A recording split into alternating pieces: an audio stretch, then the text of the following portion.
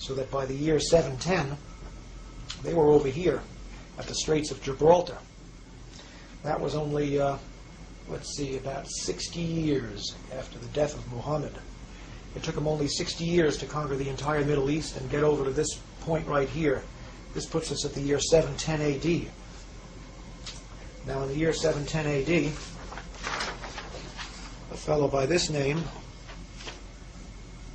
let's get him to stand up a little better, Tariq ibn Ziyad, means Tariq, the son of Ziyad. Tariq was, I believe, a Moroccan. This is Morocco over here.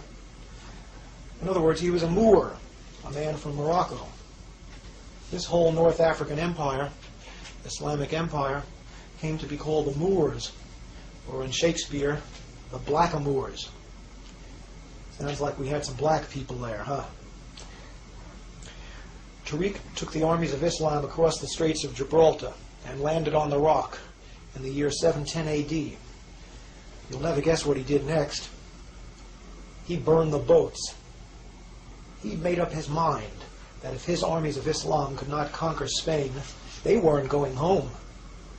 So he burned the damn boats, and that left them facing one way, which was straight forward. And in the year 710, they swept across the Iberian Peninsula, and they took the land that we now call Spain for Islam. For just about 800 years, until precisely the year 1492, the year Columbus sailed for America. For almost 800 years, Spain was a Muslim country.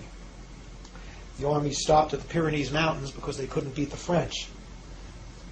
In honor of his conquest, they called what is now called the Rock of Gibraltar Jabal al-Tariq, which means the Mountain of Tariq. And the British, in their inimitable way, turned Jabal al-Tariq into Gibraltar.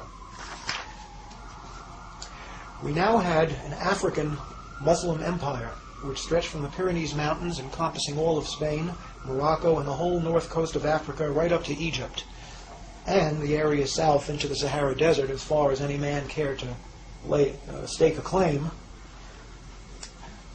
This northern African empire, which was eventually headquartered in Spain, went under three names, and here they are. All the same empire, really, but three different names. From 710, the year that the Muslims moved into Spain, up until about the time of the Crusades, this was called the Umayyad Empire. And it wasn't just North Africa, because at that time, up until the Crusades, Islam had a world government. It was one empire, ruled from Damascus, and it was called the Umayyad Empire. But around the time of the Crusades, the Umayyad Empire fell apart into smaller empires.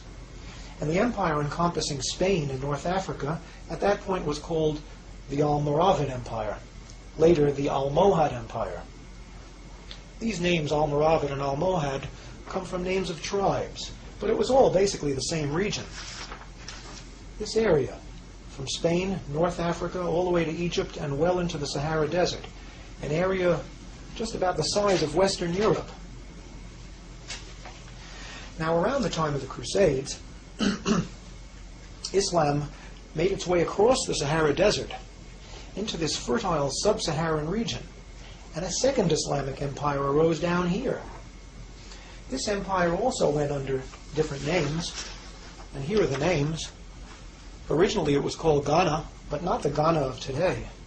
A huge mass of land, which we're going to show you again in a minute. Later it came to be called the Kingdom of Mali. And finally, at around the time of Columbus, it was called the Kingdom of Songhai. Songhai being the name of an African tribe which conquered the territory. Three different names, but all really the same kingdom. A kingdom comprising the area from Senegal over here, all the way across the fertile sub-Saharan region to Chad, and well into the Sahara Desert. Again, an area almost the size of Western Europe. Now, I don't know if you can see it on your screen, but I'm pointing now to a river. This river flows from the mountains coming originally from Senegal, first east and then south. It's called the Niger River. And along the shores of the Niger River arose a civilization which eventually became the center of civilization in the Western world. Its headquarters was here. This is a city called Timbuktu. To those of you who are not familiar with this history, it might sound a little like a joke. Timbuktu. Timbuktu, at the time that Columbus sailed for America, was the center of Western civilization. Right here in the heart of Africa, on the shores of the Niger River. In other words, this was a city of niggers, some people would like to call them. But they outdid Whitey. Europe at this time was a mess. There was no real civilization to speak of. The Renaissance was just starting at the time that Timbuktu, down in the heart of so-called darkest Africa, was the center of world civilization. Sounds impossible, doesn't it? Not only is it possible, it was true. And if you don't believe it, look it up in any encyclopedia. Starting straight away with this is Cult Facts of History. Involves would just as soon not think about it. Now, before proceeding, I want to show you a few books. This book is called From Babylon to Timbuktu, written by Rudolf Windsor. I've spoken to Rudolf Windsor a few times. He's a great writer, and he takes the history of the sub-Saharan black empires as well as the northern Saharan black empires and makes them very readable. All the information in this book can be verified in any encyclopedia, but it's more interesting to read it here. Because Mr. Windsor is a sponsor of this show, we're going to be giving the address of his publishing company at the end. You can also obtain this book in many black bookstores or street stalls which cater to black books, although you won't necessarily be able to find this in Barnes & Noble. Great book. Here's another book which is a big source of information for me. It's called World's Great Men of Color. And this is a book you shouldn't have too much trouble finding in a library or elsewhere. It was written by J.A. Rogers, one of the great black writers of the early 20th century. Finally, here's a book that I'd love to be able to talk about, but I doubt there'll be time. It's called The Sign and the Seal by Graham Hancock. It was a bestseller for its genre not too long ago. It tells the story of the Ark of the Covenant. And if you're like me, by the time you finish this book, you're going to believe, as the author believes, that the Ark of the Covenant is in Ethiopia, where it's been for thousands of years.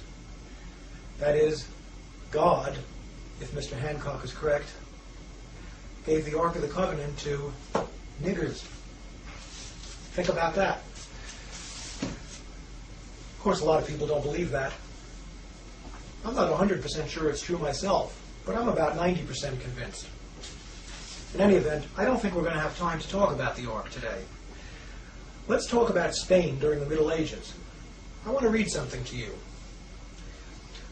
I want to read you a little passage about Moorish Spain as Europe's cultural center.